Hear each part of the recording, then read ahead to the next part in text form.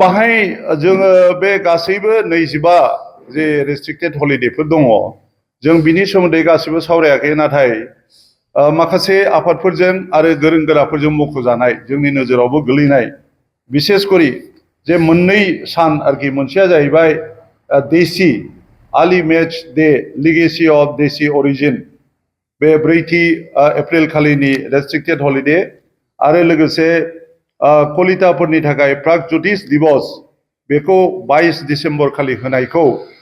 जोङो सावरायदों मानोना बे मोननै बाथ्राया जोंनि बर' माहारिनि जायखौ जों गेरेमसा खालामनो थाखाय नाजागासिनो दङ हाजार हाजार मानसिया जिउ गोमाजाबाय जों बयबो मिथिगौ जोंनि बर'नि जारिमिना मा आरो जोंनि गुदिया सोर दा बेखौ मिथिसेयावबो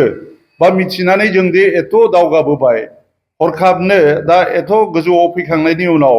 जों जुदि गावनि अरिजिनखौ मालायनि मुङै जुदि जों एरख'नानै होयोब्ला होमब्ला जोङो बर' माहारिया बहा थागोन बे जोंनि कनसार्न आरोखि दा बेनिखायनो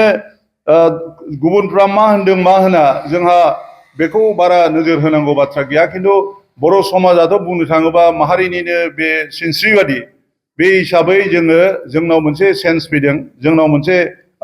गोसोआव फैदों जे जों बिनि सोमोन्दै बुङाबालानो जों थानो हानाय नङा मानोना खुंगिरि बिथांमोनहा माबोरै साननानै बेबादि पार्टिकुलारलि बे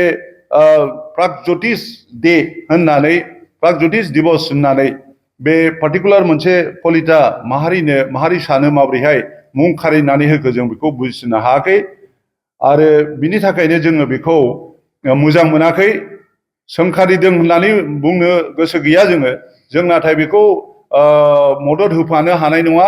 आरो बिनि थाखायनो जोङो बेखौ जाहाथे खुंगिरिया बे बाथ्राखौ आरो बिसार खालामफिननानै उइद्र' खालामफिनो जों बिनि थाखाय खावलायो मानो होनोबा आं बुंदेरनो लुगैनाया बेनो जे जोंनाव दा जारिमिननि जोबोद गोनांथि दं बर' माहारिनि जारिमिन बेबादि जोंनाव दासिम गैया बुंनो थाङोब्ला आं देखायनो लुगैदों नोंथांमोननो बावैसो नैबे रन्जित शेखर मुसाहारि बिथाङा लिरनाय बिथाङा बर'नि मुंख'जाथाव IPS मोन आरो बिथाङा मेघालयनिबो गभर्नरमोन जोबोद रोंगौथि गोनां मानसि बे रिडिस्कभारिं हिस्ट्रि अफ आसाम बे बिजाबखौ बिथाङा दिहुनदों बियो जेनेरेल मोनसे बुरुन्जि बियो बे बर'फोरनिल' स्पेसिफिक नङा आसामनिनो बुरुन्जि आरो लोगोसे नैबे बे बिजाबा इंलिसनिमोन महाराजा पृथु होननाय रक्तिम पातर लिरदों इंलिसनि जवाहरलाल नेहरू इउनिभारसिटिनि बियो बेखौ असमियानि ट्रेन्सलेट खालामदों आसामनि प्रकाशन परिषदआ दिहुनदों असमियावहाय दा बे गांनै बिजाबा लेटेस्ट जोंनि आखायाव दङ आरो बेजों लोगोसे नै दा हिराचरन नार्जारि होननाय बेंगलनि बिथाङा सासे हिस्ट्रियान बिथाङा बड'लेण्ड इउनिभारसिटिनि बड' हिस्ट्रि रिसार्च फराम नि जानानै बर'नि मोनसे जारिमिन लिरगासिनो दं history of Assam particularly Bodos आरोखि आं बिथांजों इन्टारेक्ट खालामनानै मिन्थिनाय मथे बिथाङा प्रि हिस्टरिकनिफ्राय आरम्भ खालामनानै ओरैहाय बे नैबे पृथु बिसोरबो दंजोबो गासिबो आरो बिनिफ्राय बे प्रागज्योतिष कामरुप घटोत्कच नरकासुर बे गासिबो जे बर'नि जे गुदिफोर म्लेस राजा म्लेस बंस'नि जे मानसिफोर बिनि सोमोन्दै बिथांमोना मख'दों आरो बेफोर गासिबो रोखा रोखा फोरमान थासेयावबो जे बे प्रागज्योतिषफोर जाय जोंनि बर'निनो गुदि प्रागज्योतिषफोर माने दानि गुवाहाटीयाव ओरैबायदि मोनसे जायगा गैया जेराव बर'नि नेरसोन गैया नों जायगाखौनो होन मानसिफोरखौनो होन बर'फोर आरो दैखौनो होन गासिबो बर'नि नामजों सारा भारत माने आसामावनो बेबादिजों दा बेबादि थासेयावबो साना हौवानो एथ' सेन्सिटिभ माने इस्युखौ माबोरैहाय हठात बेबादि खालामखो बियो डेफिनेटलि एक्सेप्टेबल नङा जों बेखौ नाजावनो हाया आरो जोङो बै जे देसि early match day legacy of देसि अरिजिन होननाया मोननै बाथ्रा दङ बाहाय हिस्ट्रिकेलि बे जायनाखि देसि मैच बे बर'आनोमोन बुंनो थाङोब्ला जेरैहाय आसाम बुरुन्जियावहाय असम जातीयताबादावहाय जोङो बदन बरफुकन होनना बुङाबा जायनाखि बांगालफोरजों लोगो लानानै असमखौ गाग्लोबनायाव मदद खालामफादोंमोन बुंनो थाङोब्ला बे माबाया बर' मानसिखा बियो बांगाल हाबदों आरोखि ओमफ्राय बियो बक्तियार खिलजी होननाय बै समनि अत्याचारी बे बांगाल राजाजों बियो आक्रमणकारीजों लोगो जानानै बे हजों बे बेंगलनिफ्राय ओरै भुटानावबो थांदों बे तिब्बेतावबो बाहायबो लानानै थांफादों बेखौ ओमफ्राय ओरैहाय आसामाव हाबनायाव बेखौ बेनि लामा दिन्थिग्रा होननानै बांगाल बे इस्लाम धोरोमाव कनभार्ट खालामनानै बेखौ आलिमेस नाम दोननानै बे बक्तियार खिलजिया बेखौ लानानै फैदोंमोन दा बै आं बुंनो नागिरनाय मोननै बाथ्रा बेनो जे जुदि होनांगौब्ला बे मानसियाथ' मेचखा बिनि थाखायसो आरो देसि मेच मा प्रश्न फैनो हागौ आरो दस्रा मानसिया जुदि रिकगनिसन होयोब्ला बेखौ सासे मोजां मानसि होनना बुङोब्ला बेथ' भुल जागोन खारन बेयो बै समावथ' जोङो बर' हारसानि बाथ्रा नङा जोंनि हादरखौ गाग्लोबफैनायाव बांगालखौ हेल्प खालामनानै फैनायाथ'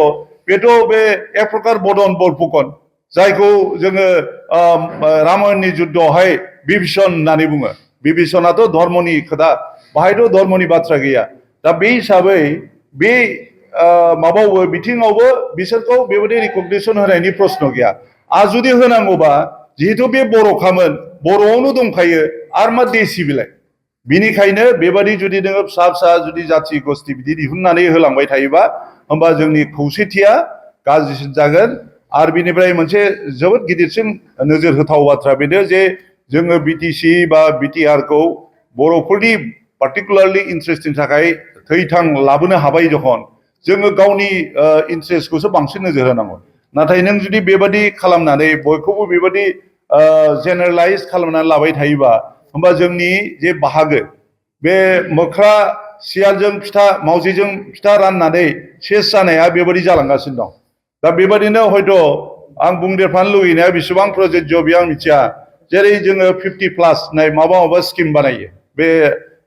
JEE नि प्रिपेरेसननि थाखाय बा सिभिल सार्भिसनि प्रिपेरेसननि थाखाय बे जे रोंगौथि होनो थाखाय जे स्पेसियेल ट्रेनिं होनो 50+ बेबादि खालामगासिनो दं 50ल'मोन आगोलाव दा 50+ खालामबाय दा प्लासआव सोर फैगोन दा बे फैयोब्ला जोंनि मानसिया जायफोर बे गोदोनानै दङ नों जुदि बाहायबो जुदि मेरिट बेसिसाव जुदि बे 50+ मानसिफोरनि सिलेक्सनखौ खालामोबा आंथ' आंनि पार्सनेल एक्सपिरियेन्सनिफ्राय बुंनो हागौ जोंनि मानसिफ्रा मोननाय नङा मानोना जोंनाव बेबादि प्रसेसटाबो गैया आरो गामि लेभेलाव कनसियासनेसबो गैया बिनिखायनो जोङो बे 50+आवथ' नङा 50आवबो मोनबावनाय नङा बेखायनो जोङो बेफोर जिनिसखौ बेबादि माने इन्डालजेन्स होआबालानो आरो बेफोरखौ जोंनाव थानाय जे जातीय संगठनफोर दङ आबसु दङ साहित्य सभा दङ जोंखौ जेनेबा बर' समाजखौ हिसाबाव लाला बिथांमोनखौ लानानै बा जे एक्सपार्टफोर दङ रोंगौथि मोननाय जारिमिनाव बेबादि मानसिफोरखौ लानानै रायलायनाया साबसिन होननानै जों सानो जे एफा गिदिर इस्यु बियो एफाराब माने नांजाबनाय जोंनि समाज आरो माहारिनि इन्ट्रेस्टखौ लानानै जोंनि माखासे माहारि आफादफोरा दाबो बिनि सोमोन्दै जेबो बुङिया एसे सोमोनांथाव बाथ्रा मानोना जुदि जों सानदोंबा बड'फा उपेन्द्र नाथ ब्रह्मनि बे जे गेरेमसा बर' माहारि दानायनि सिमां नुनानै एथ' गोजान फैदोंबा होमबा बे प्रागज्यतिसपुर गुवाहाटीखौ जुदि जों मारैनो एंगारनानै होनांगौबा जों माबोरै बे गेरेमसा माहारिखौ दानो हागोन जोंनि मोनसे मोनदांनाय बा सोंनाय बियो आसलते दा बिनिखायनो जों बिनि सोमोन्दैबो रायखांफानो लुगैनाया बेनो जे जोंनि माननीय खुंगिरि बिथांमोना बे जिनिसखौ जाहाथे रिभिउ खालामो आरो बेखौ उइथड्र खालामनानै लायो आरो बेबादि खालामनानै जाहाथे जोंनि गेजेरावनो फोरसा-फोरसि गावस्रानाय लाबोनो नाङा बे जोंनि खावलायनाय बिरखं गाथोननि सोमोन्दै सोलोंथाइ लानो गोसो गुदुं लाइमोनफोरनि थाखाय मोजां रादाब गोजान जायगाफोराव थांनानै गोबां रां खरसा खालामना सोलोंथाइ लानांगौनि गोनांथि गैलिया दानिया उदालगुरि टाउन रामजानकि सकनि हटेल फामि पेलेसनि 4th फ्ल'राव बोसोरसेनि फोरोंथाइ होनो थाखाय लोगोआरि जाना आपग्रेड एभिएशन एकाडेमिया नोंथांमोननि थाखाय मोजां खाबु लानानै फैबाय cabin crew ground staff cargo executive airport retail utility airport management आरो हस्पिटालिटी मेनेजमेन्टनि थाखायबो इन्टारभिउ होनो हानायनि फोरोंथाइ होयो आपग्रेड एभिएशन एकाडेमियाव